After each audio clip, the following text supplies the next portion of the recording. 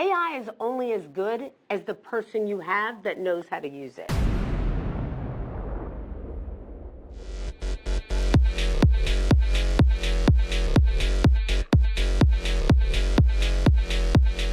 I always say that new beginnings, new opportunities, at least for me, I love the new, the opportunity to do something that you've never done, or to see the response of people from something that you've worked so much on. And this is definitely validation to all the work and the effort that you put into every single edition.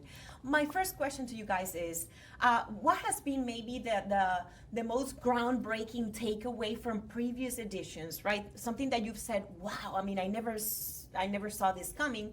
And what are you looking forward to maybe discovering this time around? Oh, wow. That's a great question. I think it really comes down to, in the past, we have done some incredible things, but technology has changed, as we know. And so I think right now it's the incorporation of artificial intelligence with people. And I think that's one thing that's really groundbreaking for us, because we're investing millions of dollars, lots of resources into making the most incredible experience where we don't have to replace people. Right. We won't replace people, but we'll use people and teach them how to really use the tools of AI so we can be better. But then not replacing people, at least for me, I'm a presenter, and I remember I had a show not too long ago, and one of the news that I was supposed to talk about was, presenters being made of AI presenters. And I was like, this is, what am I doing? I'm sabotaging my own show. I don't think that not everything can be replaced. What do you think? Well, we don't think so. We don't think so either. And Loren talked about that earlier before we came over, is that we feel like artificial intelligence is going to be used the best by people utilizing it. Mm-hmm. And that's how, instead of just letting it go. And the best people learning how to do it. Because AI is only as good as the person you have that knows how to use it. Exactly. So that's the key behind it. We want to teach people how to utilize it to their benefit. Because people will be replaced at other companies, but if they learn how to utilize it, and that's our focus. We are really teaching people how to be the best user of artificial intelligence, so they're not the one replaced. Because we don't want to replace people. Absolutely. And it's not just about our company. If they don't get on it, they're not going to be marketable anywhere. Yeah. So it's actually for their own benefit. Yeah. Absolutely, yes, I agree. And having the tools, people often say, no, I know the person that, and yes, that's very important, the connections, but there's nothing more valuable than knowing yourself how to do things. Because you never know when you have to step in, right? We're human. We're human. We need touch, we need feel, we need hugs, we need love. Yes. I don't care what anybody says. You cannot replace that with technology. I absolutely agree. And so for me, it's really about focusing on how we can just enhance what we have using technology, but still keeping our people. Absolutely. We're a big believer in experiential learning. One of our pet peeves is, you bring someone into the company like, oh, I'm never trained. Stop that. The best training is by doing. Exactly. Taking action. By doing and taking action. There's no better training than I never was taught anything. I just learned it. Let me ask you something, because I know that you're launching a bunch of new products and initiatives. Now, what would you say? What would you say to an entrepreneur who really wants to lead a team, right? Into distinguishing between the excitement of the new, obviously, but between that distraction and the probably the strategic pivot, so that you don't lose the focus.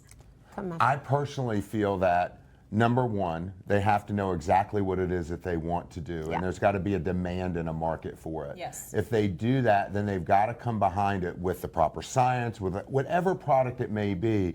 And it's got to appeal to the market. Yes. It's got to appeal to, what market are you trying to go for? You got to know what it is. Are you going for the Gen Z? Or are you going for women? Are you going for men? Are you going for this demographic? What is it you're going to do? Because if you try to be everything to everybody, you're going to be nothing. You hit it right on the head. That's the key. You really have to. And it's not easy to be a leader, right? Everybody wants to lead a team, but they don't really know what it takes to be a leader. A leader is somebody who's going to do it and show everybody else how to do it. Is not going to be afraid to do it. You've got to be able to do it with them. And I think that's the best type of leaders are the ones who actually do it with the people. And one thing I want to add to that is about being a leader, and she taught me this. She's so good at this. But she surrounds herself with so many great people with different minds. Everyone is different.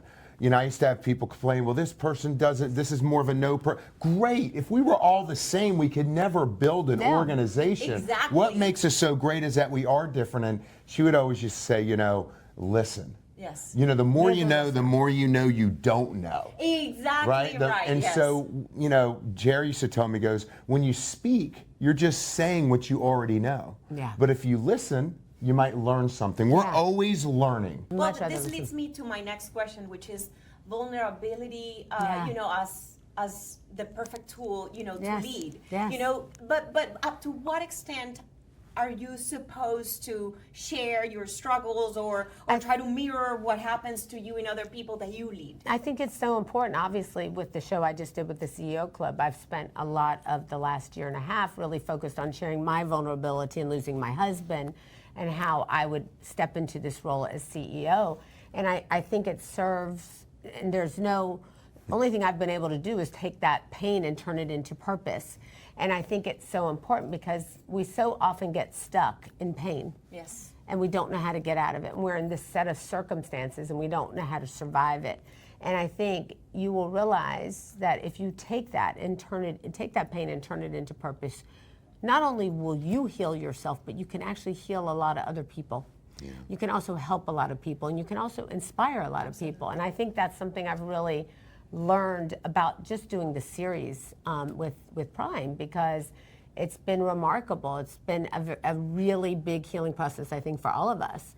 And I think being a vulnerable leader is a positive thing. We have too many leaders who are not vulnerable, and they're so hands-off, like you said before. But they're distant, and they're you never distant, really and want you to don't talk to them. and you don't feel like you can embrace it. Absolutely, so I just think it's an important trait to be vulnerable and be open. I think people can connect with you better. Well, congratulations, guys. Thank this you has so been, much. You know, like the highlight of my day, day maker, just to meet you and meet your presence. Thank you so much. Thank you, sweetie. You're so beautiful.